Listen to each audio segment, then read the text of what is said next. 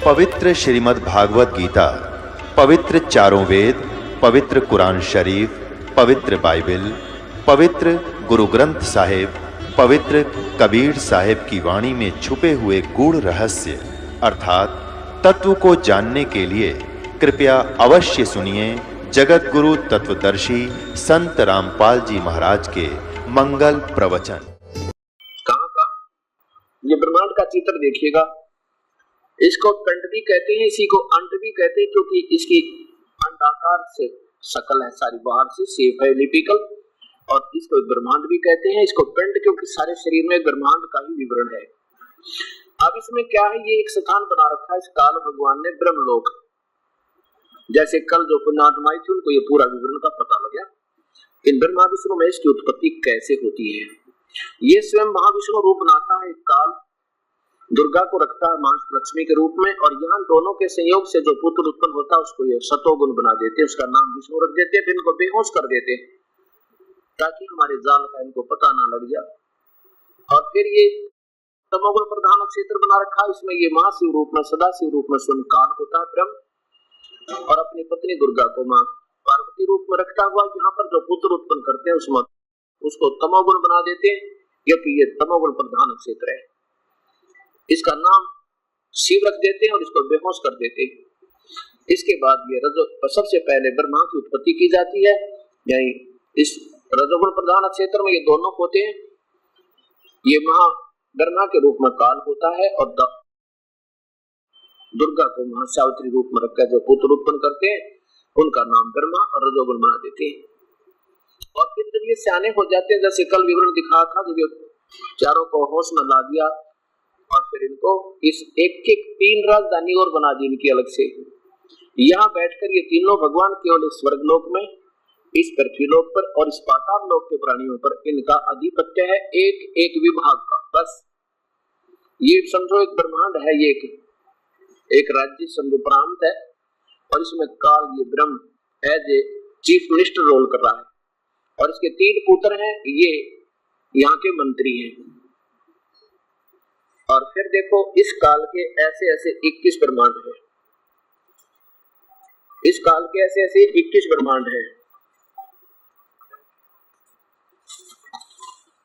एक ब्रह्मांड आपने देखा ज्योत निरंजन काल ब्रह्म के लोक 21 ब्रह्मांड का लघु चित्र। सबसे पहले ये देखिएगा, ये तो एक ऐसा इसने खेल खेला हुआ है। अभी आपने जो ब्रह्मांड देखा उसमें समझो इनमें से कोई एक ले लो, इन सब में एक जैसी व्यवस्था है। 5 ब्रह्मांडों का एक ग्रुप बनाकर महाब्रह्मांड बना दिया। ऐसे ऐसे 4 महाब्रह्मांडों में 20 ब्रह्मांडों को बंद करके इनको चारों तरफ से घेर के, और ये अलग से यहाँ एक महाब्रह्मांड तुल्य स्थान लेकर ये यहाँ इसने एक और अलग से रचना रची हुई है। यहाँ ये काल रहता है वास्तविक अपने काल रूप में, जो उसको कहता ना मैं अव्यक्त हूँ, व्यक्त माने व्यक्तिगत, जो का तो कभी दर्शन नहीं देता, और यहाँ रहता है ये। और जब इसने क्रिया करनी होती है अपना जो भी 1 सेकंड में, क्योंकि इनकी बहुत तेज गति होती है और इस प्रत्येक लोक में आ जाता है। यहाँ इसने क्या किया है कि नकली सतलोक बना रखा है, नकली अलकलोक, नकली अगमलोक और नकली ही अनामी लोक की रचना कर रखी है जीवों को धोखा देने के लिए। और यहाँ पर ये सतयुग त्रेता द्वापर से पुण्य आत्मा जो संत जन होते हैं, ऋषि जन, शास्त्र अनुकूल साधक होते हैं, उनको यहाँ रख लेता है, और कलयुग में उनको गलत मार्गदर्शन करने के लिए उनको काल भेज देता है। वो सारी व्याख्या भिन्न भिन्न बताएंगे, नाम गलत बताएंगे, स्वयं भी साधना गलत करेंगे, और इन भोली आत्माओं को भी काल के जाल में फंसा कर आप भी दोषी होंगे और ये भी अपनी पुण्य कमाई खत्म करके चले जाएंगे।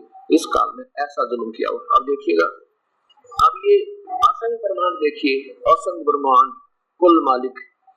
अभी आपने देखिए ज्योत निरंजन के ये 21 ब्रह्मांड, इस ब्रह्म के काल के एक ब्रह्मांड में ब्रह्मा विष्णु महेश केवल एक विभाग के मंत्री, जो टिकिया दिखाई दे अपने बिंदी सी जीरो टाइप, इसमें वो एक एक विभाग के प्रभु है ब्रह्मा विष्णु महेश।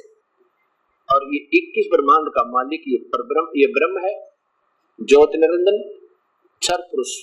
और ये 7 संख्य ब्रह्मांड है, ये ब्राउन कलर के ये टिकिया सी दिखे, ये सारे ब्रह्मांड समझो, ये 7 मिलियन 7 संख्य ब्रह्मांड है ये परब्रह्म के। और ये इन्फिनिटी असंख्य ब्रह्मांड इंक्लूडिंग काल इनको परब्रह्म, ब्रह्म और परब्रह्म, यानी ये कुल मालिक है।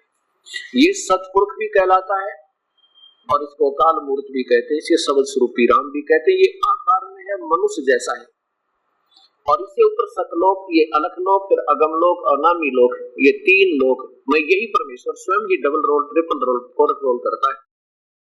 और नीचे ये काल का लोक है। अब आपकी ये सारी स्थिति समझ में आ गई है। आप पवित्र गीता जी को देखिएगा, अब ये आपको और अच्छी तरह समझ आएगी।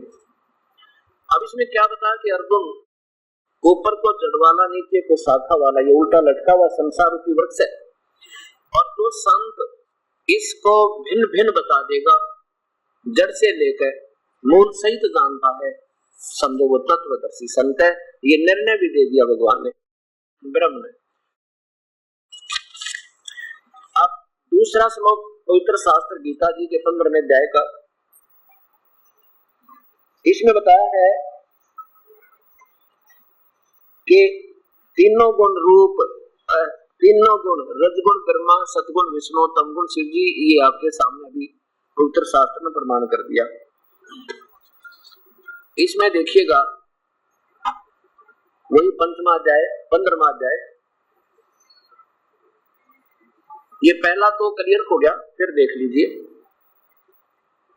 क्योंकि ये एक ऐसा निर्मल ज्ञान है, 100 बार सुनेंगे जब समझ में आएगी। जैसे बच्चा प्राथमिक पहली कक्षा में जाता है, प्रथम क्लास में, और सारा साल पढ़ाते A for apple, B for book, C for cat, जब जाके कितना एक साल में बेचारा उस लाइन को पकड़ता है। ऐसे ये नया ज्ञान होने से इसको जितनी बार सुनोगे उतना आनंद आएगा। ये लिखा कि ऊपर को आदि पुरुष परमेश्वर, वो तो पूर्ण परमात्मा, तो जड़ समझो उसकी, और भाई नीचे को पत्ते, बस इतनी बताते नहीं, बीच का नहीं बता पाया है। इसलिए कहता आदि पुरुष परमेश्वर मूल वाले, अदय शाखम, नीचे को शाखा वाले, संसार रूपी पीपल के वृक्ष, संसार रूपी पीपल के वृक्ष को अविनाशी कहते हैं, वेद जिसके पत्ते कहे गए हैं। और उस संसार वृक्ष को जो संत, जो व्यक्ति मूल सहित तत्व से जानता है, सह वेदवित, वो तत्वदर्शी संत है, वेद के तात्पर्य को समझता है, जानने वाला। 2, इसमें क्या कि कस्य माने उस संसार रूपी वृक्ष की गुण प्रवर्धा, यानी ये बड़ी हुई रजगुण ब्रह्मा, सतगुण विष्णु, तमगुण शिव जी, तीनों ये शाखा, ये जल से बड़ी हुई नहीं, ये उसी के अंश, विषय पर वाला शाखा। अब संस्कृत साफ देखनी होगी, विषय पर वाला माने विषय विकारों की कोपल, और शाखा रूपी, ये तीनों गुण रूपी शाखा। अधय माने नीचे, च माने और, ऊर्ध्व माने ऊपर, ऊपर और नीचे। ऊपर और नीचे कहा, इन्होंने अनजानपने में क्या लिख दिया, सर्व, सब जगह सर्व नहीं, यही इन महापुरुषों की कमजोरी, ये समझे नहीं। ये देखिएगा, ऊपर और नीचे नहीं, सब जगह नहीं, ये ब्रह्मा, ये विष्णु जी, ये ब्रह्मा जी, ये शिव जी, यहाँ बैठ के इस पृथ्वी, अब पृथ्वी लोक पर बोला जा रहा था ये ज्ञान, ऊपर स्वर्ग में और नीचे यहाँ पाताल में, इन तीन लोकों के ऊपर इनकी रेंज है, प्रभुता है। और ये अनजानपने में लिख दिया सर्व ब्रह्मांडों में। अब देखो इसकी संस्कृत देखो अच्छी तरह, अधः माने नीचे, और चय माने और, ऊर्ध्व माने ऊपर, प्रसन्नता माने फैली हुई है। मनुष्य लोक इन्होंने सर्वत्र लिख दिया, नहीं, ऊर्ध्व माने ऊपर को, ऊपर कौन, उसे स्वर्ग में, और नीचे पाताल में, पृथ्वी पर ये बोला जा रहा था ज्ञान। आगे मनुष्य लोक में, इस पृथ्वी पर कर्मों के बंधन में बांधने वाली, कर्मानुबंधनी मूलानी, कर्मों में बंधन की मुख्य कारण ये तीनों गुण है। नीचे और ऊपर, नीचे और ऊपर सभी लोकों में नहीं, केवल इन तीन लोकों में, अनुसंततानी, फैली हुई, व्याप्त है, बस इन्होंने सब लोग लिख दिया। ये क्योंकि हम हिंदी पढ़ते रहे इसलिए विचलित हो गया। आगे देखो, अब तीसरे में कमाल कर दिया कि इस संसार वर्ष का स्वरूप जैसा मैं तुझे बता रहा हूँ ऐसा नहीं अर्जुन, क्योंकि मैं पूर्ण रूप से नहीं जानता। इस संसार वर्ष का जैसा स्वरूप कहाँ है, यानी तेरी और मेरी चर्चा में जो है, ये ऐसा इतना ही नहीं है, मैं नहीं बता पा रहा हूँ पूरा, क्योंकि देखिए इस संसार वर्ष का स्वरूप जैसा कहाँ है, ऐसा यहाँ विचार काल में, यानी तेरे और मेरी चर्चा में, तेरे और मेरे डिस्कशन में मैं पूर्ण रूप से नहीं बता पा रहा हूँ। यहाँ विचार काल में नहीं, पाया जाता, क्योंकि न तो इसका आदि है और न इसका अंत, तथा न इसकी अच्छी प्रकार से तिथि है। और देखिए, इसलिए इस सोविरड मूलम अति दृढ़ मूल वाले, ये अहमता ममता इनकी अपनी बनाई है। अब ये अति दृढ़ मूल माने सतलोक तो बिल्कुल अजरो अमर है, वो कभी विनाश में नहीं आता। और संसार रूपी वृक्ष पीपल के वृक्ष को दृढ़ वैराग्य रूपी शस्त्र द्वारा काट कर, अब देखो क्या कहा भगवान ने कि इस उलझी हुई गुत्थी को, इस उलझे हुए ज्ञान को तो भाई सत्ज्ञान रूपी, उस तत्व ज्ञान रूपी शस्त्र के द्वारा काटा जा सके, समझा जा सके, और कोई तरीका नहीं। आगे देखो, अब चौथे में कमाल कर दिया है, कितना सिस्टेमेटिक यानी तरतीब वाइज ज्ञान दिया है इसमें।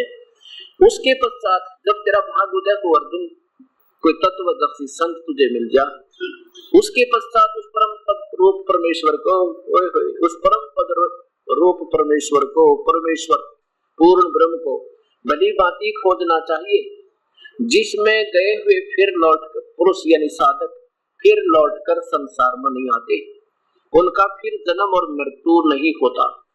जिस परमेश्वर से और जिस परमात्मा ने सारे ब्रह्मांडों की रचना की है, जिस परमेश्वर से पुरातन संसार वर्ष की प्रवृत्ति विस्तार को प्राप्त हुई है, जिसने सारे ब्रह्मांडों को रचा है, उसी परमेश्वर की, उसी आदि पुरुष पर नारायण की मैं शरण हूँ। काल कहता है ब्रह्म कि मैं भी उसी के अंतर्गत हूँ, वो मेरा बोस है, मैं उसका, वो मेरा पूज्य देव है, मैं भी उसी की पूजा करता हूँ, मैं उसके अधीन, उसी परमात्मा की मैं शरण हूँ। और इस प्रकार दृढ़ निश्चय करके उस परमेश्वर का मनन और निधिध्यासन करना चाहिए।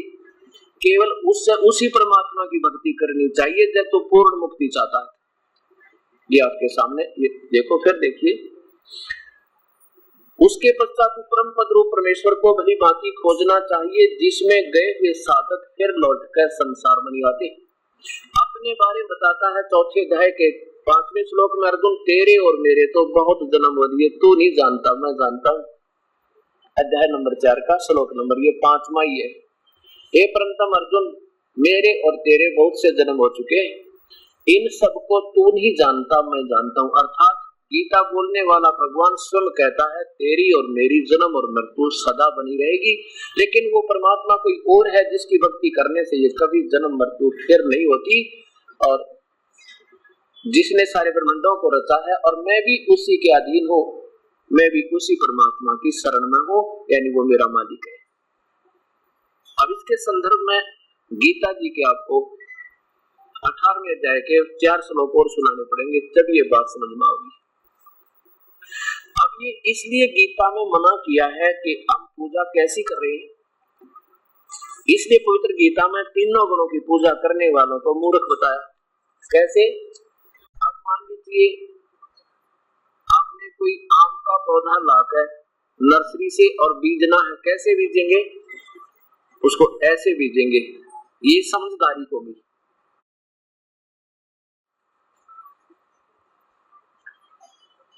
मिट्टी में उसकी जड़ लगाएंगे, मूल को नीचे मिट्टी में दबाएंगे, गमले में या वैसे जमीन में गड्ढा बनाकर, और इसमें फिर सिंचाई करेंगे।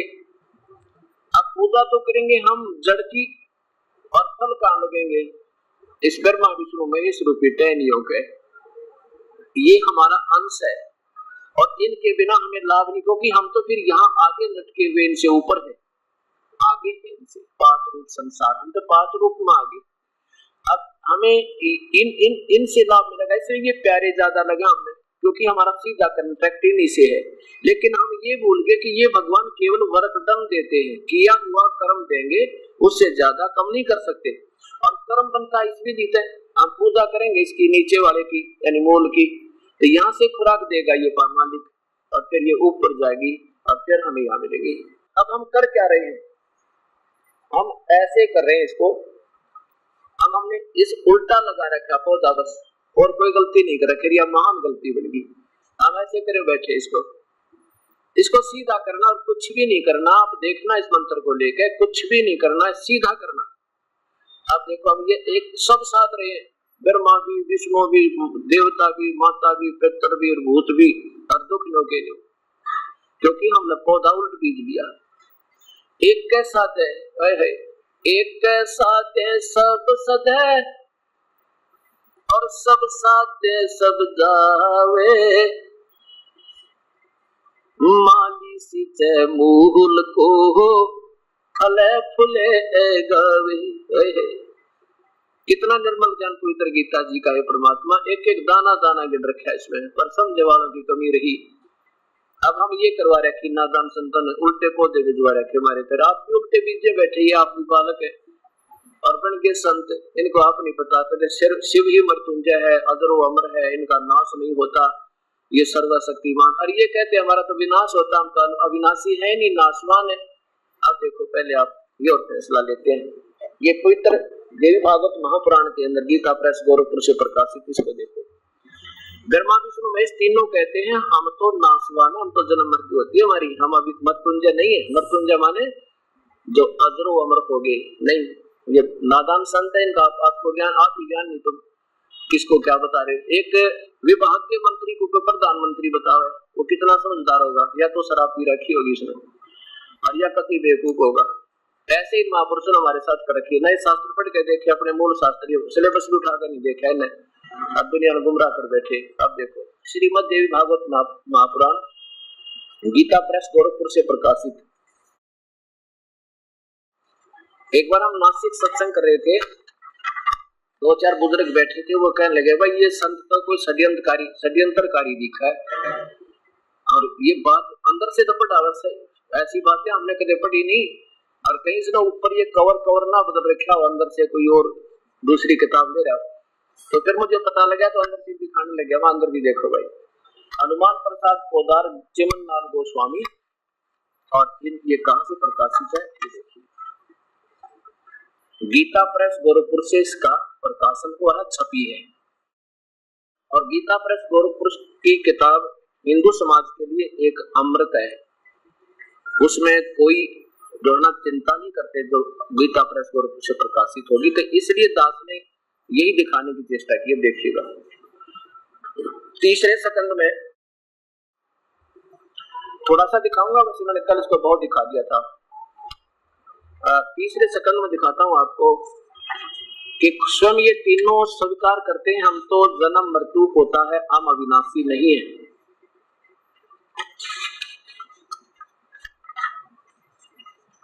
ये देखो तीसरा स्कंद,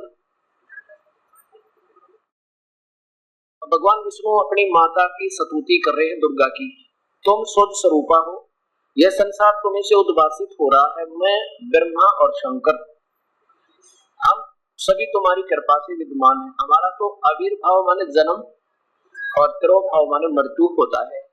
हम तो जन्मते और मरते रहते हैं, केवल तुम ही नित्य हो, जगत जननी हो, प्रकृति और सनातनी देवी हो। भगवान शंकर बोले देवी, यदि महाभाग विष्णु से तुम्ही से प्रकट हुए हैं, उनके बाद उत्पन्न होने वाले ब्रह्मा भी आप ही के तो बालक हुए, और फिर मैं तमोगुण लीला करने वाला शंकर क्या तुम्हारी संतान नहीं हुआ? अर्थात मुझे भी पैदा करने वाली तुम ही हो, आप मेरी माँ, मेरी भी माँ तुम ही हो। क्योंकि इस काल के डर से ये दुर्गा इनको सत्य नहीं बताती, उसको बहुत डर लगता है इससे बेचारी ने, और इसलिए अपने बच्चों को भी गुमराह रखती है, और उस काल के डर से इनसे ये ऐसा काम करा रही है, जो कि सही ज्ञान हो जाएगा फिर तो आपको रात को नींद आनी बंद हो जाएगी। सत्य बताऊं, फिर तो भक्ति करोगे डट कर, प्रभु की सतमार्ग पकड़ लोगे एकदम। अब इसमें क्या हो गया कि तीनों गुणों की भक्ति नादान लोग करते, मूर्ख, इसलिए बता गीता में गलत नहीं लिखा, लेकिन हमारी समझ में नहीं आया, इस करके हम इस वही पौधे को उल्टा बीजे रहे। अब इसको सीधा करवाएंगे। सबसे पहले भक्ति आपको, आप देखो, एक तो होती है पूजा, एक होता सत्कार, आदर। सत्कार जैसे एक पतिव्रता लड़की होती है, वो जो उसका संबंध अंतःकरण से लगा जो अपने पति में होता है, ऐसा किसी में नहीं हो सकता। और लेकिन अपने हर लेवल में उसको सबको सम्मान आदर करती है, जैसे जेठ का बड़े भाई की तरह, और जेठानी का बड़ी बहन की तरह, और सास ससुर का माता और पिता की तरह, छोटे देवर और देवरानी का अपनी छोटे भाई और बहन की तरह, और साथ में ननद को अपनी छोटी बहनों की तरह, यानी ऐसे सलूक करती है, आय का आदर करती है। तो वो, लेकिन उसका जो अंतःकरण से लगाव अपने पति में जो होगा वो कभी हो ही नहीं सकता। ऐसे हमने पूजा तो करनी है परमपिता की, और ये हमारे साथी है, ये अपना परिवार है ब्रह्मा विष्णु महेश, ये अलग नहीं अपने तक। ये हमारे यहाँ के 3 लोक के भगवान हैं, एक एक विभाग के मंत्री हैं। हमने इनसे लाभ लेना है, पर ये लाभ जब देंगे जब हम पूर्ण परमात्मा के संपर्क में आ जाएंगे। ये केवल किया हुआ कर्म ही देते अपने को। जैसे आपने किसी फैक्ट्री में नौकरी लगनी है, तो आप पूजा तो करोगे मालिक की पूजा करोगे, उसको एप्लीकेशन दोगे, दरखास्त दोगे, याचना करोगे, अपना दुख रहोगे जी मैं बहुत दुखी हूँ, पैसे का अभाव है, तो वो राजी होगा, प्रसन्न होकर आपको अपॉइंटमेंट लेटर दे देगा, आपकी नौकरी लगा दी, और आपने फिर फैक्ट्री में काम करना होगा, और किए हुए कर्म का रोज आपकी अटेंडेंस लगेगी, हाजिरी लगेगी, और उसका हिसाब, क्योंकि आपकी जो पहले मालिक ने आपकी तनख्वाह नियत कर रखी है, उसको उसके आधार पर नीचे के आपके वो फैक्ट्री के जो नीचे कर्मचारी अधिकारी वो देंगे, और वो जब देंगे जब आपकी अपॉइंटमेंट हो जाएगी, और वो उतना ही देंगे जितना आपने रोज दिहाड़ी करी। तो ऐसे हमने पहले इस परम पिता की पूजा करनी होगी, और फिर ये निर्धारित करके हमारा वेतन भेज देगा इनके पास, ब्रह्मा विष्णु महेश के पास, और फिर ये आपको राजी होकर देंगे, बड़े प्रसन्न होंगे आपके साथ। आपने इनके नियम में इनका आदर करते रहना है, इनके नमस्कार करना है, प्यार देना है इनको। और खुद भगवान शिव जी भी कभी नहीं कहते मेरी पूजा करो, योग विशिष्ट में पढ़कर देखना, वो खुद कहते हैं वशिष्ठ जी वो परमात्मा कोई और है जिसकी पूजा करनी चाहिए। तो ऐसे हमने, जैसे पति भर्ता पत्नी परिवार में रहती है, और जब परिवार अलग होता है तो उस समय उसका किसी परिवार के सदस्य से वो लगाव नहीं होता जो अपने पति के साथ चली जाती है, जहां वो जाता है उसके साथ अपना अलग से मकान में रहने लग जाती है। इसी प्रकार जब हम यहाँ से चलेंगे तब हम अपने पति के साथ यानी मूल मालिक के साथ चले जाएंगे, और यहाँ से हमें किसी से द्वेष नहीं होगा, क्योंकि हम अपनी क्रिया अपने हिसाब से करें तो हमें वही जाना होगा जहाँ आशा था वासा हुई, मन कर वतन सुमरियो सोई। अब प्रश्न चल रहा है कि अब भगवान काल कह रहा है कि मैं भी उसी की शरण में हूँ, मैं पूजा उसी की करता हूँ। इसका एक और प्रमाण देता हूँ आपको 18वें अध्याय के फिर 62 से लेकर 66 तक श्लोक आपको फिर सुनाने होंगे। अब देखो प्यारी आत्माओं, किसी भी स्थान पर हम एकत्रित होकर गाने और बजाने करते रहे, खूब भगवान की स्तुति भी करते रहे, ढोलक ढालक बांध के घंटी घंटी लेकर, तो उससे लाभ क्या होगा? जब तक हमने ये नहीं मालूम हमने जाना कहाँ, हमारी दिशा क्या है, पूजा की विधि ठीक है नहीं, तो उसके करने से वो शास्त्र विरुद्ध होने से हानि है, लाभ नहीं। तो जो पुण्यात्मा सत्संग में आती है उनमें इस चीज की कमी नहीं है कि प्रभु की तलाश में तो है ही है, उनको इतने सत्संग सुन रखे हैं, परमात्मा की भक्ति करनी चाहिए, मनुष्य शरीर व्यर्थ है, उनके कसक है आपकी आत्मा में, तो ये तो आपको कहने की जरूरत नहीं पड़ती मुझे। अब ये दास ये बताना चाहता आपको इतना सियाना करो कि तुम्हें ये पता लगे जो क्रिया तो आप कर रही हो वो ठीक है या नहीं, उसका पैमाना आपके सामने संविधान रख रहा हो, और इसको जानकर फिर आपकी आत्मा अपने आप हट जाएगी, वहां पे हटानी नहीं पड़े। अब देखिए गीता अध्याय नंबर 18 का श्लोक नंबर 62 से लेकर 66, इसमें फिर बहुत अच्छा निर्णय आपको मिलेगा। अब देखो खुद गीता बोलने वाला प्रभु कह रहा है 18वां अध्याय और 62वां श्लोक कि हे भारत, सब प्रकार से तो उस परमेश्वर की शरण में जा, उस परमात्मा की और भगवान है कोई, उसकी कृपा से ही तो परम शांति और शाश्वतम स्थानम, शाश्वतम स्थान माने सनातन परम धाम, हम उसे सतधाम कहो, सतलोक कहो, सचखंड कहो, अविनाशी अमर लोक कहो, अजर लोक कहो, ये वो शाश्वतम स्थान या सतलोक में चला जाता है को प्राप्त होगा। आगे देखो, अब देखो ये गीता जी का 18वां अध्याय अंतिम अध्याय है, इसमें सब निर्णय दे दिया भगवान ने कि अर्जुन मेरी भक्ति करेगा तो जन्म और मृत्यु तेरी बनी रहेगी, तूने युद्ध भी करना होगा और कर्म दंड भी भोग्य रहेगा, और उस परमात्मा की की शरण में जा तो तुझे परम शांति हो जाएगी, तेरे कर्म दंड कट जाएंगे, तेरी जन्म मृत्यु कभी नहीं होगी। अब यहाँ फैसला दे दिया कि तू देख ले अर्जुन, ये अनमोल इस प्रकार गोपनीय से भी अति गोपनीय ज्ञान, गुप्त से गुप्त ज्ञान मैंने तेरे को ही कह दिया, आपको बता दिया। अब तू सोच ले, जब तेरी समझ में ऐसा कर ले, इस रहस्य ज्ञान पूर्ण ज्ञान को भली भांति समझकर जैसा चाहता है तू ऐसा कर ले। मेरी शरण में आना है तो भाई युद्ध भी कर और समरण भी कर मेरा। उसकी शरण में जाना तो संतों ने ढूंढ ले भाई, दो अक्षर की बात है पूरी गीता में। आगे देखो अब क्या कहता है, एक तो देखो ऊपर बता दिया गुप्त से गुप्त अति, इस प्रकार गुप्त से गुप्त गोपनीय से अति गोपनीय ज्ञान तेरे ते कह दिया कि मेरी शरण में रहना है तो ऐसे कर दे, उसकी शरण में जाना तो ये कर दे। और नीचे एक गुप्त और बताऊं, सर्वे गुह्यतमम सबसे गुप्त, या देखो सर्वे गुह्यतमम भूय शरणो में परमम वचः, सबसे गुप्त और मेरे कति श्रेष्ठ वचन और सुन ले। क्या कि इष्ट असी में, इष्ट माने पूज्य देव है, मैं माने मेरा, इति माने यही जो तेरे को संकेत कर रहा हूँ 18 के 62वें श्लोक में, वो मेरा भी गंधम माने पक्का, इष्ट देव असी माने है, वो मेरा भी पूज्य देव है।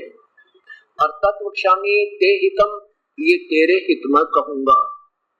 आज तक मैंने किसी को नहीं बताया, ये आज तेरे को बता रहा हूँ। अब देखो इन्होंने क्या कर दिया, संपूर्ण गोपनीयों से भी गोपनीय मेरे परम रहस्य युक्त वचनों को फिर सुन। अब देखो यहाँ इन्होंने यहाँ गड़बड़ कर दी, इष्ट माने प्रिय लिख दिया, यहाँ लिखना था इष्ट देव है मेरा पूज्य देव है, वो भी बस सारी कहानी ठीक हो जाती, दूसरी बात ही नहीं थी, एक अक्षर में सारी बिगाड़ दी। आगे देखो अब 64 में मैं क्या कहा, 65 में, अब मेरी भक्ति करनी है तो ऐसे कर, मुझ में मन वाला हो और मेरा भगत बन, और मेरा पूजन करने वाला वो मुझको प्रणाम कर। ऐसा करने से तू मुझे ही प्राप्त होगा, तुझसे सत प्रतिज्ञा करता हूँ, क्योंकि तो मेरा अति प्रिय है। यहाँ ठीक है, प्रिय माने प्रिय है। भगवान कह रहा है कि ठीक है देख, मेरी भक्ति करनी है तो मेरे मन वाला, फिर नीचे की ब्रह्मा विष्णु महेश अन्य देवता उपासना बिल्कुल मत करना, फिर तो मेरे पास आ जाएगा। नहीं तो ब्रह्मा की पूजा ब्रह्मा लोक में, विष्णु की पूजा से विष्णु लोक में, शिव की पूजा से शिव के लोक में अक्षनिक सुख पाकर फिर 84 में गधे बनोगे। कल प्रमाण दिया था तीनों गुणों की भक्ति वालों को क्या क्या लाभ हुआ। अब आगे देखो इसमें कमाल कर दिया, और फिर सुन ले जब उसकी शरण में जाना तो भाई फिर मेरी पूजा सारी मेरे में छोड़ दे। क्या लिखा है, सर्वधर्मान प्रीतज माम एकम शरणम व्रज अहम तवा सर्व पापेभ्यः मोक्षामि मा शुच। कितना प्यारा ज्ञान दिया है कि मेरी शरण में, उसकी शरण में जाना है, व्रज माने जाना होता है, इन्होंने उल्टा अर्थ कर दिया, क्योंकि इनको समझ में नहीं आई कि श्री कृष्ण से ऊपर भी कोई शक्ति है। यही घुमा फिरा के श्री कृष्ण जी यानी एक विभागीय मंत्री को प्रधानमंत्री बताते रहे। अब इसमें क्या लिखा कि सर्वधर्मान प्रीतज माम, सर्वधर्मान माने मेरे लेवल की जितनी पूजा तूने की है ओम नाम के जाप की, और ये यज्ञ हवन जितने भी किए, प्रीतज माने छोड़कर, माम माने मुझ में, मेरे में मुझ में सारी मेरी पूजा छोड़कर, एकम शरणम व्रज, उस एक सर्वशक्तिमान अद्वितीय, एकम माने जिसके बराबर दूसरा ना हो, उसकी शरण में व्रज माने जा। अहम तवा सर्व पापेभ्यः मोक्षामि मा शुच, फिर मैं तुझे सब पाप कर्मों से छोड़ दूंगा, चिंता ना करे। अब देखो पुण्यात्मा, ये फिर बहुत निर्मल ज्ञान है, इसको प्रेम पूर्वक सुनना और धैर्य से सुनते रहना। हम काल लोक में आए हुए और हमारे ऊपर काल का बहुत ऋण है। हम क्या करते रहे, पहले कलयुग में तो सब बात बिगड़ गई, शास्त्र गुरु साधना सभी पहले, द्वापर से पहले द्वापर तक हम सभी एक थे, ना कोई मजहब था ना कोई धर्म था, अलग से व्याख्या नहीं थी, कोई यूं कहने वाला नहीं था ये वेद में, वेद से अलग कोई साधना कर ले, ऐसा कोई नहीं बताता था। सभी एक लेवल की बातें बताते थे डिसीजन, और उनको जितना ज्ञान था वेद तक का ही था। वेदों में ओम नाम का जाप और हवन यज्ञ आदि करते रहते थे, सभी करते थे, सबके गुरु होते थे, बचपन से ही बच्चों को धार्मिक शिक्षाएं दी जाती थी, गुरु हुआ करते थे, गुरुकुल होते थे, उनमें सत्ज्ञान होता था वेदों अनुसार। उसके बाद क्या हो गया कि हम उसमें क्या करते रहे, ओम नाम के जाप से प्रभु प्राप्ति नहीं होती, क्योंकि वो मंत्र और है 3 नाम का। अब सत गीता जी के 17वें अध्याय का 23वां श्लोक बताएगा उसके बारे में। तो हम क्या करते रहे, ओम नाम के जाप की खूब कमाई की, स्वर्ग में गए, महास्वर्ग पहुंच गए, वहां ठाठ हो गए, इंद्र बन गए, कुबेर बन गए, बड़े मौज के, और वो पुण्य अपने पुण्य कमाई खा के फिर कर्म, क्योंकि यहाँ दोनों भोगने पड़ते हैं, पुण्य भी और पाप भी। यहाँ का हार्ड एंड फास्ट रूल है, इसमें कर्म कटते नहीं, ना परब्रह्म की भक्ति से, ना ब्रह्म की भक्ति से, ना ब्रह्मा विष्णु महेश की भक्ति से कर्म नहीं कटेंगे। जैसे जिसने किया जो का तो भोगना होगा। दो खाते बना रखे भगवान ने इस काल में धर्मराज के पास, एक डेबिट एक क्रेडिट। एक तरफ तो पाप कर्मों की कमाई, पाप कर्म, एक तरफ पुण्य, पुण्य के लिए स्वर्ग और पाप के लिए नरक, और फिर 84 लाख युगें भोगनी पड़ेगी। तो हम क्या करते रहे, अपने पुण्यों की कमाई को स्वर्ग में खाए थे इसके रेस्टोरेंट में, और फिर खाली होकर जाते वो लटका के 84 लाख दुनिया भोगते रहे। अब हम क्या करेंगे, इस ओम नाम की कमाई से कहीं इसका बेनिफिट ले को नहीं, हम इसको दे देंगे, पकड़ तू अपनी इस कमाई ने, हमें छोड़ आते, हम अपने भगवान के पास जाएंगे। जो पाप कर्म है वो परमात्मा पूर्ण ब्रह्म को काट देता है, और कोई नहीं काट सकता, केवल पूर्ण ब्रह्म, उसके पास सुप्रीम पावर है, उसकी काटेगा जो उसकी सत भक्ति कर देगा। तो फिर क्या कहा कि हम इस ओम नाम की कमाई को, हम आपको पहले ओम नाम देंगे, ये 3 मंत्र का जाप बनेगा। एक ओम तो ब्रह्म का है, और तत् नाम, तत् नहीं ओम तत् सत, ये जाप नहीं है, ये तो बच्चे बुलाने वाली बात कर रखी कति नरक में ठोकर की। ओम तो ब्रह्म का जाप है, और तत् पर ब्रह्म का है, और सत जो है पूर्ण ब्रह्म का। ये तीनों भगवानों की हमने विधिवत साधना करनी है, ये दास बताएगा आपको। और उसकी 3 विधि है सिमरन की। ओम नाम के जाप को तो हम ब्रह्म को दे देंगे काल को, और वो तत् नाम जो है वो परब्रह्म को देंगे, क्योंकि हमने इस काल के लोक से निकलने के लिए यहाँ से चलना है। अब हमने इस एक ब्रह्मांड से चलना है। एक पहला मंत्र देंगे आपको, 7 मंत्र का होगा, वो आपको क्या करेगा, ये हमारे शरीर में कमल है, पहला जो प्रथम मंत्र हम देंगे वो 7 मंत्र का होगा। ये कमल है अपने शरीर में, गणेश जी, सावित्री, ब्रह्मा जी, विष्णु भगवान, लक्ष्मी जी, शिव और पार्वती जी, दुर्गा, और ये त्रिकुटी यहाँ पर आ जाती है, वो त्रिकुटी, ये 2 कमल का, दो दल का कमल है। तो यहाँ से ये सब आपको मंत्र देंगे, जिससे हम इनसे निकलना होगा। ये भगवान यहाँ 3 लोक के प्रभु है, इनका हमारे ऊपर ऋण है, हमने इनका कर्ज नहीं दिया, क्योंकि शास्त्र विरुद्ध साधना करने से हम कंगाल हो गए, इन्होंने हमारे कनेक्शन काट दिए, और इसलिए हमें रात मिलनी बंद होगी। अब ये मंत्र आपको दिए जाएंगे, इन मंत्रों के जाप से ये कमल आपके बरी हो जाएंगे। जब हम यहाँ से चलेंगे तो ये आपको नो डू सर्टिफिकेट यहाँ से मिलेगा, इस नाम पहले नाम की कमाई पे। फिर दूसरा जो मंत्र होगा वो आपको यहाँ से लेकर, इससे लेकर के यहाँ ले आओगा, वो मतलब दूसरा 3 नाम का मंत्र होगा। ओम नाम की कमाई से आप यहाँ पहुंचोगे, और ओम नाम की कमाई को हम यहाँ दे देंगे इस काल को। फिर ये हमारे सारे जो अकाउंट है उसको बरी कर देगा, हमें काल मुक्त, उसे कर्जा मुक्त कर देगा। इसके बाद हम कैसे चलेंगे, ओम नाम की कमाई हम यहाँ छोड़ देंगे इस काल के पास ब्रह्म की, और ये परब्रह्म के लोक का बहुत लंबा चौड़ा रास्ता है परब्रह्म का, वो दूसरे मंत्र का जाप हम यहाँ इसको कमाई दे देंगे, क्योंकि यहाँ से छूटना मुश्किल है। यहाँ तो अपनी कमाई पहले जो की तो रखी है, जहाँ से हम गलती करके आए हुए। तीसरा मंत्र हमें यहाँ 27 स्थान देगा। तो ऐसे इसको समझना है सतज्ञान को। अब क्या होगा कि हम ओम नाम का जो 2 मंत्र का नाम सतनाम होगा, जिसमें 2 मंत्र होंगे, उसमें एक ओम नाम होगा, एक तत् सांकेतिक है, वो दास में बताएगा आपको, उसी को बताएंगे जो उपदेश लेगा। तो उस ओम नाम की कमाई हम इस काल को दे देंगे, इसका प्रतिफल नहीं लेंगे। ये इसलिए कहता है कि मेरी पूजा को मुझ में छोड़ के फिर तो उसकी शरण में चला जा, फिर मैं तुझे अपना ऋण मुक्त कर दूंगा, सब पापों से छोड़ दूंगा। अब देखिएगा ये पवित्र गीता जी,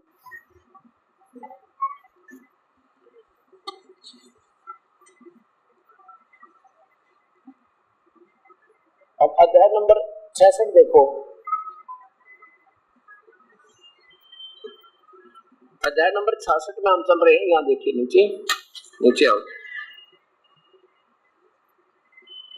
क्या कहा कि संपूर्ण धर्म, इन्होंने क्या अर्थ किया, संपूर्ण धर्मों को अर्थात संपूर्ण कर्तव्य कर्मों को मुझ में त्याग कर, तू केवल एक, अब त्याग कर, मुझ में त्याग कर, और मुझ माम माने केवल सीधा मुझ होता है, मुझ में सर्वशक्तिमान सर्वधार परमेश्वर।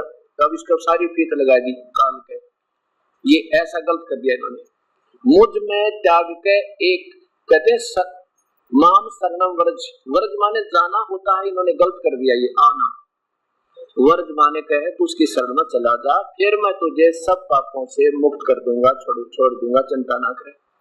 अब फिर देखो व्रज माने ये कहते आ जा, और इसका अर्थ बनता है चला जा। ये प्रमाण और देना पड़ेगा, क्योंकि अभी आपने 2 दूना 6 पढ़ रखा है और एक नहीं कई वर्षों से पढ़ रखा है। अब इसको 2 दूना 4 सिद्ध करने के लिए, सिद्ध ठीक को ठीक सिद्ध करने के लिए और कई प्रमाण देने पड़ेंगे आपको। ये देखिएगा श्री विष्णु पुराण गीता प्रेस गोरखपुर से प्रकाशित है। इसमें ठीक अर्थ किया है, व्रज माने जाओ, बहुत अच्छा किया है। और यहाँ ये विचलित हो गए क्योंकि ये भगवान श्री कृष्ण से ऊपर की अभी तक बुद्धि इनकी पहुंची नहीं थी। श्री विष्णु पुराण गीता प्रेस गोरखपुर, श्री मुन्नालाल गुप्त अनुवादक है, गीता प्रेस गोरखपुर से प्रकाशित है। इसमें देखिएगा संस्कृत भी साथ है और ये देखो ये 34 नंबर, ये 35 नंबर है।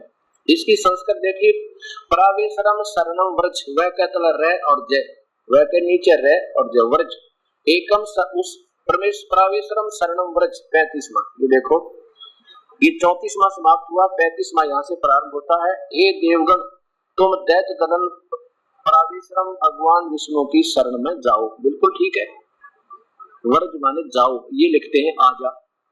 ये सारा काम बिगाड़ दिया, जहां सही आई ना कहानी वही मोड़ दिया। अब और दिखाता हूं आपको, डिक्शनरी शब्दकोश देखिएगा।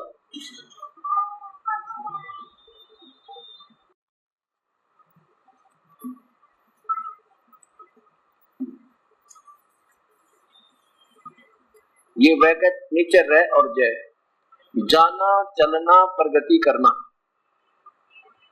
व्रज माने जाना होता है। अब इन्होंने क्या कर रखा ये आपके सामने है, ये तो आपने देख ही ली, और दिखाता हूं। श्रीमद् भगवत गीता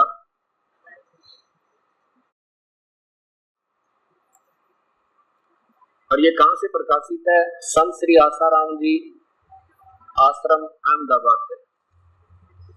18वें अध्याय का 66वां श्लोक देखिए।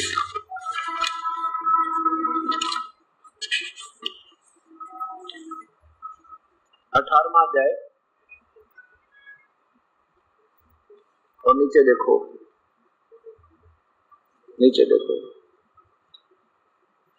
सर्वधर्मान परित्यज्य माम एकम शरणम व्रज, संपूर्ण धर्मों को अर्थात संपूर्ण कर्तव्य कर्मों को मुझ में त्याग कर तू केवल मुझ सर्वशक्तिमान सर्वाधार परमेश्वर की शरण में आ जा। अब यहाँ बात बिगड़ेगी सारी। आजा का उल्टा कर दिया। देखो आगे कोई कुएं में गिर रहा हो और वो अनजान है, उसको कोई पूछ रहा भी आगे जाना ठीक है कि नहीं, उसको मना करना चाहिए था। ये कहते हैं जैसे लिखा है जाओ ठीक है रास्ता, यहाँ बात बिगड़ती। ये देखियो, ये काल तक कहता मेरे से पीछा छुड़वा ले, कोई संत ढूंढ ले और मेरी शरण में रहेगा, जन्म मृत्यु तेरी सदा बनी रहेगी। अब ये कहां से प्रकाशित है? श्री हंस जी महाराज का आश्रम है।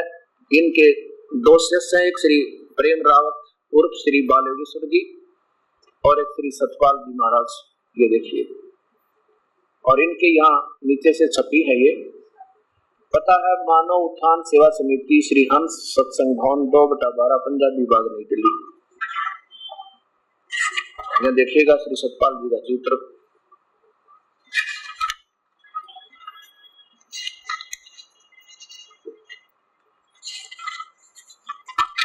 ये देखो अष्टदशवां अध्याय और नीचे देखो, सर्वधर्मान परित्याज माम एकम शरणम व्रज। सरलार्थ यहाँ किया है, इकट्ठे 4-5 श्लोकों का किया। सर्व धर्मों के कर्मों को छोड़कर, उस समय धर्म तो कोई था ही नहीं, ना हिंदू था, ना मुसलमान, ना सिख, ना ईसाई, जब ये गीता बोली गई थी। सर्व धर्मों के कर्मों को छोड़कर केवल मेरी शरण में आ। बता आपका दोस्त के बताऊं, जब 1 2 3 6 20 पद हो गया, सब में यही 2 दूना 6 लिखा है। अब देखो ये श्री सुधांशु जी महाराज के कर कमलों द्वारा अनुवादित। अब ये चक्कर क्या पड़ा हुआ है कि नादान आत्मा मैं दिखाऊं सत्य, अन्यों का निंदा करते हैं तो उनकी बता, निंदा का इसमें एक अक्षर भी नहीं है। पैसे लगा रखे, हम सब पढ़ रहे हैं, आप भी पढ़ लो और मैं भी इकट्ठा पढ़ा दूं तो और बढ़िया हो जाए। संत की भाषा संत जाना करें, डॉक्टर की दवाई डॉक्टर बता सके, मरीज ने के बेरा। सर्वधर्मान प्रीताज माम एकम शरणम व्रज, संपूर्ण धर्मों का बता, उसमें कोई धर्म था? धर्म माने धार्मिक क्रियाओं को, मेरी पूजाओं को मुझ में छोड़ दे। सर्वधर्मा, संपूर्ण धर्मों का आश्रय छोड़कर तू केवल मेरी शरण में आ जा। और देखिएगा श्रीमद् भगवत गीता, श्री राम सुख दास जी महाराज जो गीता प्रेस गोरखपुर के संचालक भी हैं, उनके द्वारा इसका टीका है।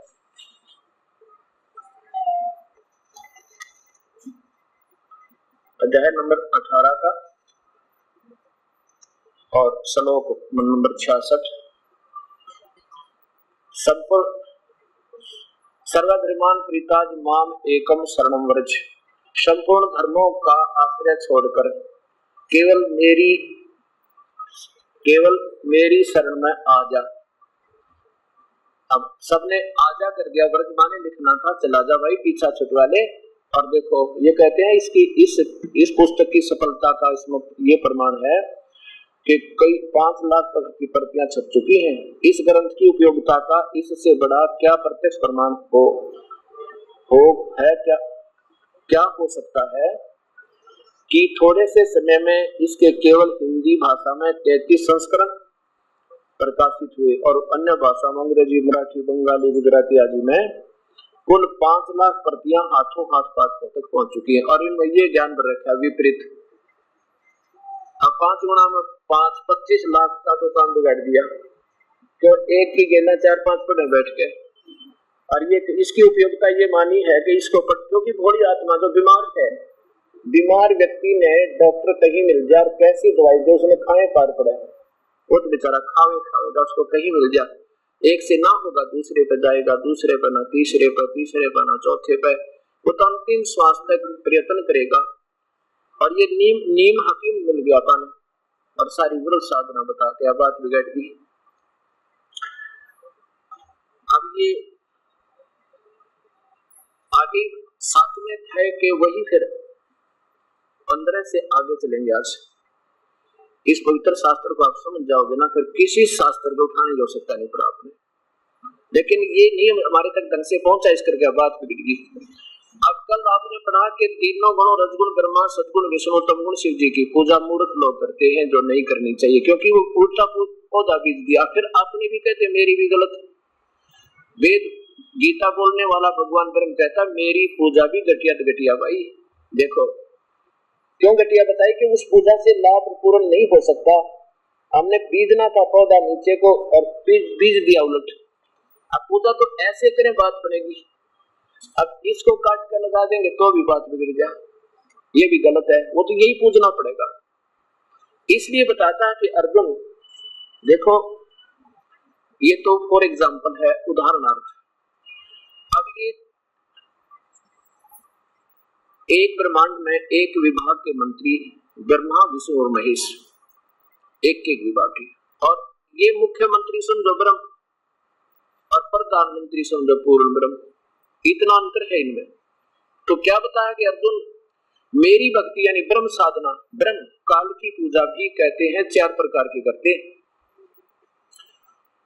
एक तो अर्थार्थी कौन होते हैं? अपने धन लाभ के लिए जंतर मंत्र करते, वो ओम नाम के यानी वेदों के अनुसार वेदों के मंत्रों से ही उस अर्थ लाभ को प्राप्त करने के प्रयत्न करते हैं, वो ब्रह्म के साधक है काल के। और दूसरे अर्थ जो संकट निवारण के लिए, वो भी वेदों के मंत्रों का आचरण देते हैं। और तीसरे जिज्ञासु जिन्होंने 10 एक वेद के मंत्र कंठस्थ याद कर लिए, 20 दूसरे वेद के, 30 दूसरे वेद के और 4 चौथे वेद के, चतुर्वेदी का है। वो जिज्ञासु का मतलब है जो केवल ज्ञान संग्रह करते फिरते हो, भक्ति की चिंता को ना, वो जिज्ञासु है, केवल ज्ञान संग्रह करने वाले। और चौथे नंबर के ज्ञानी कौन हो गए? जिनको ये पता लग गया कि मानव शरीर ऐसे नहीं मिलता, ये बड़ा कीमती है और इसमें यदि भक्ति परमात्मा की ना हुई तो ये व्यर्थ है। तो उनको ये मालूम है, वेदों को पढ़ा उन महापुरुषों ने, विद्वान पुरुषों ने, उन्होंने वेदों में पढ़ा, क्या पता लगा, जैसे गीता में लिखा कि अर्जुन उस परमात्मा की शरण लो, जो कि तो वेद बताओ, जो कि तो वेद बताते हैं कि उन परमात्मा उन संतों ने ढूंढ लिया। अर्जुन जब वेद भी ब्रह्म बोल रहा है और वो कहता है कि अगर पूर्ण परमात्मा की भक्ति करनी है तो उन तत्वदर्शी संतों को ढूंढ ले, और अपने बारे में बताता है कि मेरा नाम ओम है, ओम कर्तु समर, केलवे समर और कर्तुम समर। मेरा भी जाप जो है काम करते करते समर, जैसे लिखा है युद्ध भी कर मेरा समर भी कर, तो मेरा ओम नाम है। ओम नाम का जाप काम करते करते कर, विशेष कसक के साथ कर, एक मानव शरीर की मुख्य कर्म समझ के कर और अंतिम सांस तक कर, तो मुझे प्राप्त होगा। बिल्कुल ठीक है। इन जैसे एक मंत्री की सहयोग ले कोई, फिर मुख्यमंत्री का सहयोग उस मंत्री से बहुत गुना ज्यादा है, लेकिन वो भी पूरा नहीं। ऐसे ही ब्रह्म कहता है कि मेरी पूजा भी अच्छी नहीं भाई, क्योंकि इसमें ना जन्म मृत्यु मिटे ना कर्म दंड कटे। ठीक है, अच्छे साधक ओम नाम के जाप करने वाले महास्वर्ग में चले जाएंगे और अपने कर्मों के फल को कोई हजार युगों तक वहां खाते रहेंगे, लेकिन फिर भी जन्म मृत्यु होनी होगी और 84 लाख माना होगा और सारे कर्म दोनों भोगने होंगे। वो तो परमात्मा और है जो कर्मों को काट देता है, पाप कर्मों का विनाश कर देता है, वो परमेश्वर कोई और है और उसकी भक्ति करने से तेरी पूर्ण मुक्ति होगी। ऐसा गीता जी ने समझाने की चेष्टा की। क्या बताया कि ज्ञानियों ने जिनको परमात्मा पाना है उन्होंने वेदों को पढ़ा, अपनी सोच से ये सोच लिया कि पूर्ण भगवान की भक्ति करने से और देवता नहीं पूजने, ये गीता वेद में मना किया। तो उन्होंने अपनी सोच से क्या निष्कर्ष निकाला कि ओम नाम के जाप को पूर्ण परमात्मा का मान लिया, पूर्ण ब्रह्म का, और उसकी ओम नाम का अपने सुजय से अपनी सोच से और दिन रात एक कर दिया बेचारों ने प्रभु पाने के लिए, और ओम नाम के जाप से परमात्मा नहीं मिल सकता। ये इसका कसम खा रखी है काल ने कि मैं कभी किसी के सामने एज इट इज नहीं आऊंगा, ना मुझे कोई देख सकता है, ऐसे गुप्त स्थान पर आऊंगा। इसने कसम खाई थी ये दुर्गा के सामने। अब देखिए यही हमारे को अधूरे ज्ञान से ये कमजोरी रही कि हमें वो सतमार्ग 3 मंत्र का जाप प्राप्त नहीं हुआ। इसमें देखिएगा 11वें अध्याय के 47वें श्लोक में और 48वें में कि अर्जुन ये तो तुझे दिखाना, ये मेरा रूप, मेरी प्राप्ति ऐसी है और मेरी प्राप्ति ना वेदों वर्णित विधि से, ना किसी तप से, ना यज्ञ से, ना जप से, ना किसी युगर तपों से कभी नहीं मिल सकता, ना दान से, क्योंकि इसको परमात्मा नहीं मिलती। इससे और लाभ होता है, जैसे देव बन गया, महादेव बन गए और इंद्र बन गए, राजा बन गए पृथ्वी के, ये तो लाभ हो जाएंगे वेदानुसार साधना है, लेकिन परमात्मा प्राप्ति नहीं। इसलिए संतों ने अपनी सोच से निराकार बता दिया कि वो तो निराकार है, तो दिखता कौन है।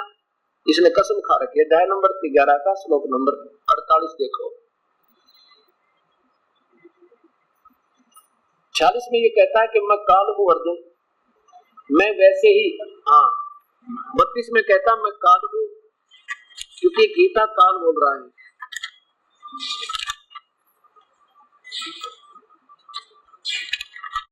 ये देखो 32वां, ये स्वयं अपने मुख से कह रहा है भगवान के लोकों का नाश करने वाला बड़ा हुआ महाकाल हूं, इसमें लोकों का विनाश नष्ट करने के लिए प्रवृत्त हुआ हूं। अब इस समय आया हूं मैं लोग, नहीं तो भगवान श्री कृष्ण ने पहले कभी नहीं कहा मैं काल हूं, ना बाद में कहा मैं काल हूं। ये स्वयं काल बोल रहा था उसके अंदर आके। और जो प्रतिपक्ष की पक्षियों की सेना में सतीत योद्धा लोग हैं, वो तेरे मारे बिना भी नहीं रहेंगे, अर्थात मैं सब न मार दूंगा। वे तेरे बिना भी नहीं रहेंगे, अर्थात उन सब का विनाश हो जाएगा। अब देखो, अब यहाँ क्या बताता है 11वें अध्याय के 48वें श्लोक को देखिए। 11वां अध्याय और ये 48वां श्लोक नीचे। ये अर्जुन इस मनुष्य लोक में इस प्रकार जो एवं रूप, एवं माने जो का, तो जो मैं तुझे दिखा रहा हूँ सही रूप, ये मेरा विराट रूप है ना, ये है मेरा रूप सही। मैं न वेद और यज्ञों के अध्ययन से, अर्थात वेदों में वर्णित विधि से, ना तो वेदों में वर्णित विधि से, ना किसी यज्ञ से, ना दान से, ना किसी क्रिया से, ना किसी उग्र तपों से, तेरे अतिरिक्त दूसरे द्वारा नहीं देखा जा सकता हूँ। आगे भी नहीं देखा जा सकता और पहले भी नहीं देखा किसी ने। आगे भी नहीं देख, कोई प्राप्त नहीं कर सकता मुझे और पहले भी नहीं देखा। देखो पहले इधर देखो, 47 में कि अर्जुन, ये अनुग्रह पूर्वक मैंने अपनी योग शक्ति के प्रभाव से ये मेरा परम तेजो में सबका आदि विश्व सीमा रहित विराट रूप अनंत विराट रूप तुझको दिखलाया, जिसे तेरे अतिरिक्त दूसरे ने किसी ने पहले नहीं देखा था, ना तो पहले देखा ना आगे कोई देख सकता। आगे देखो, आगे कोई नहीं देख सकता, ऐसा नहीं देखा जा सकता हूँ। इति सिद्धम के ओम नाम के यानी वेदों में वर्णित विधि से प्रभु प्राप्ति नहीं है, केवल अन्य लाभ भौतिक सिद्धि आ जा, आकाश में उड़ जा, जल पर चल पड़े और ठाठम ठाठ हो जा, स्वर्ग में पहुंच गए, देव बन गए, ये तो हो सके, लेकिन भगवान प्राप्ति। इसलिए इन महापुरुषों ने एक चुनक नाम के ऋषि, महान ऋषि, महर्षि, वेदों के ज्ञाता, उन्होंने अपनी सोच से इस ओम नाम के ब्रह्म के जाप को पूर्ण ब्रह्म का मानकर हजारों वर्षों तक साधना की, बैठे रहे और इतनी प्यारी आत्मा के प्रभु पाने के लिए शीश भी सौंप दिया। भगवान बेशक शरीर जावे लेकिन मालिक मिल जा। अब इसमें काल ने कहा कि वेदों में वर्णित विधि से मैं मिल नहीं सकता, इस कारण से चुनक ऋषि ने हजारों वर्षों तक साधना की, ध्यान लगाया, ओम नाम का जाप जपा, सारी यज्ञ की, लेकिन मालिक नहीं मिला। एक मानधाता चक्रवर्ती नाम का एक राजा था, उसके पास 18 करोड़ सेना थी। चक्रवर्ती राजा होता पूरे पृथ्वी का मालिक, और वो कुछ समय उपरांत अपना एक परीक्षण करता है कि तेरे शासन काल में किसी अन्य राजा ने तेरी प्रभुता को अस्वीकार तो नहीं कर दिया। उसके लिए एक घोड़ा छोड़ते थे, उसके गले में एक पोस्टर लगा देते थे कि राजा के पास 18 सोनी सेना है, और जिसने राजा की प्रभुता अस्वीकारी है वो तो घोड़े को पकड़ दीजिए। साथ में कई सैकड़ों की संख्या में, हजारों की संख्या में बॉडीगार्ड सैनिक भेज देते। अब वो घोड़ा जब जा रहा था चुनक ऋषि की कुटिया के सामने से गुजरा, तब तो ऋषि ने देखा कि इस घोड़े पर कोई नहीं बैठा है, बाकी घोड़ों पर सैनिक सवार है, कहानी क्या है। तब तो वो निकल गए। जब घूम घाम कर सारी पृथ्वी पर आए 6 महीने साल में, तो उन्होंने पूछा, भाई सैनिकों से पूछा भी इस घोड़े पर दूसरे पर सवार क्यों नहीं है, क्या बात है। उन सैनिकों ने बताया, ऋषिवर ये मानधाता राजा चक्रवर्ती राजा का घोड़ा है, इस पे बैठते नहीं, इसमें ऐसे ऐसे सारी कहानी बताई उन्होंने। अब देखो, उस काल ने पहले तो भक्ति करवाई अपने लेवल की, और फिर रिमोट उसके हाथ में 21 में ब्रह्मांड में बैठाई, उसके मन में प्रेरणा कर दी। ऋषि के मन में क्या आया कि भी राजा का तो अभिमान हो गया, इसका अभिमान तोड़ना चाहिए।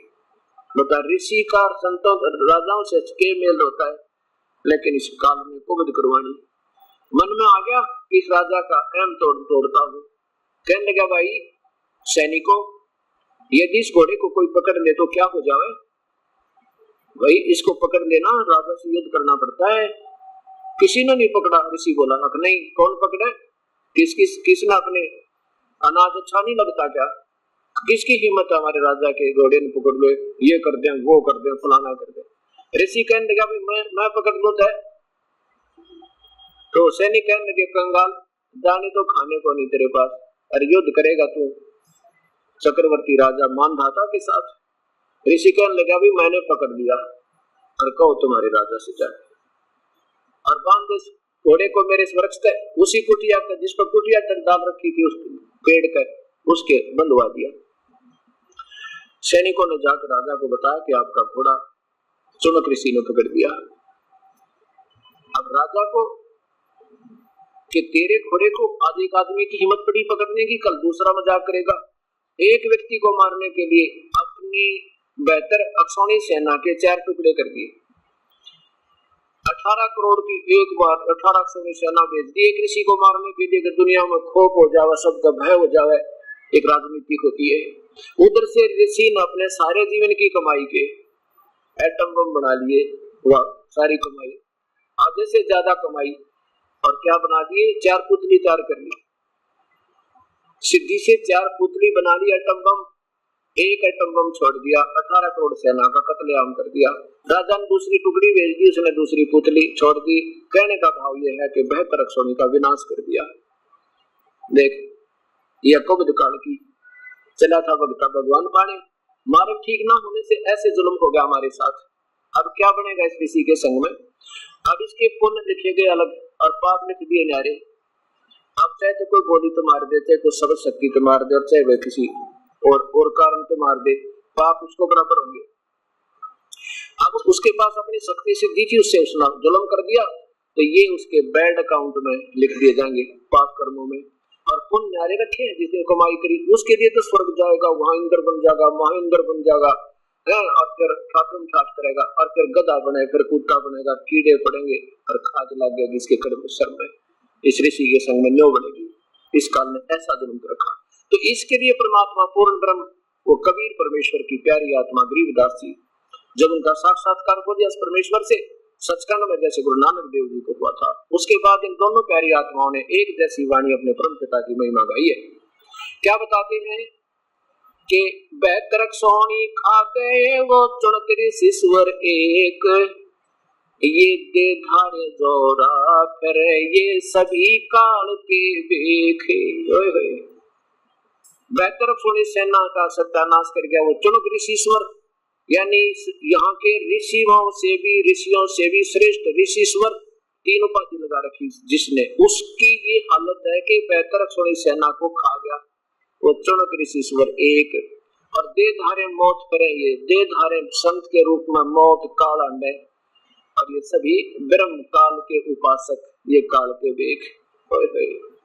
कल तो आपको कथा सुनाई थी कि तीनों गुणों के उपासक, रजगुण ब्रह्मा, सतगुण विष्णु, तम गुण शिव जी के उपासक, राक्षस स्वभाव को धारण किए हुए मनुष्यों में नीच दुष्ट आत्मा कहते मेरी भक्ति भी ना करते अर्जुन।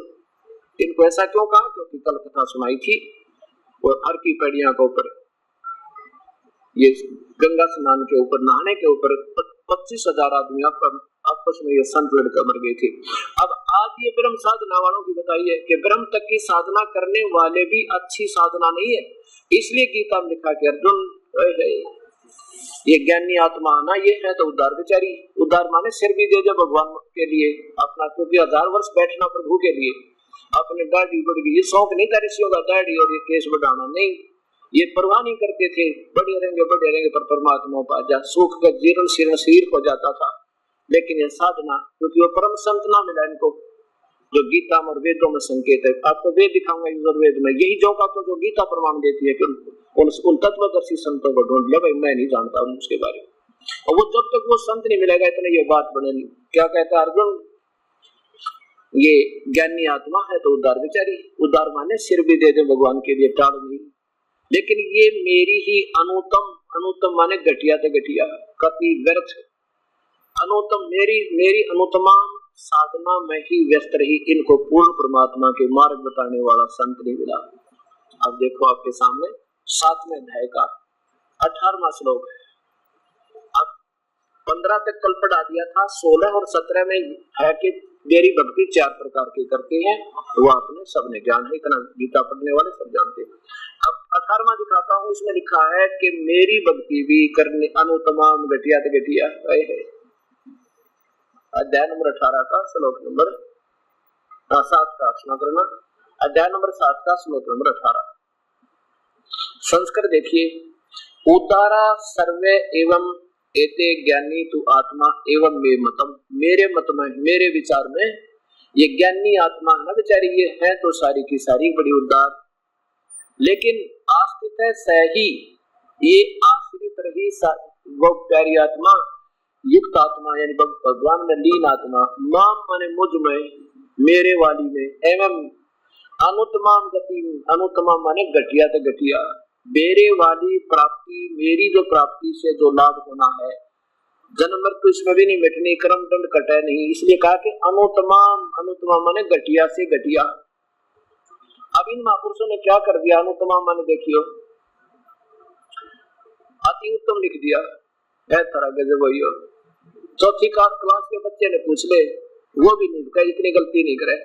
उत्तम माने अच्छा होता, अनुत्तम माने व्यर्थ, ये असमंजस में पड़ गए टीकाकार। भाई मूल संस्कृत तो सही है इसकी, लेकिन ये टीकाकार अनुवाद करने वाले असमंजस में पड़ गए। अब भगवान अपनी प्राप्ति को, अपने से मिलने वाली राहत गति को अनुत्तम क्यों कैसे लिख सकता है?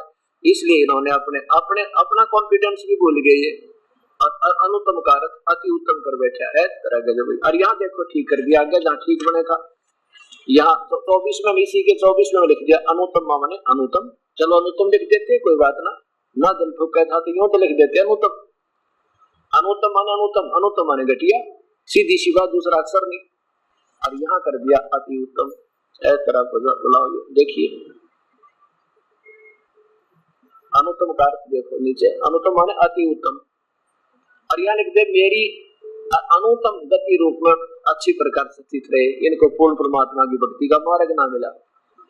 अब देखो जब तक हम इस पवित्र शास्त्र को एक बार समझ लेंगे ना, फिर भक्ति के योग्य होंगे, फिर मन में शंका नहीं रहेगी कि हम वास्तव में, क्योंकि अब तो एक बार डर सा लगा है क्योंकि भाई पहले पूजा करते थे, हमारे पूर्वज भी करते आ रहे थे, वो तो भोली आत्मा थी, वो तो अपना कर्म उन्होंने बिगड़वा दिया उन भोली आत्माओं का। अब हम गीता के विरुद्ध जो भी साधना करेंगे समझो बिल्कुल शास्त्र विरुद्ध है, उसको करो चाहे मत करो, आपको हानि है लाभ कति नहीं। आज कहो सुन लो चाहे फिर सुन लियो, अगर ये भक्ति परमात्मा में शीर करना है, साझा करना है तो भक्ति विधिवत करनी होगी। अब 19वें श्लोक में क्या बताया भगवान ने कि अर्जुन मेरी भक्ति भी कोई पुण्यात्मा ना जाने कितने जन्मों के बाद समझ में आती है, उसका फिर हम साधना कर लूं, बाकी तो नीचे की पूजा गर्मा विश्व महेश माता मसानी पितृभूतम उड़जे रहते हैं। और ये बताने वाला कि वो परमात्मा पूर्ण ब्रह्म सब कुछ है, ऐसा संत भाई बड़ी मुश्किल मिलेगा तुझे, क्योंकि वो चौथे अध्याय के 34वें श्लोक से संबंधित है।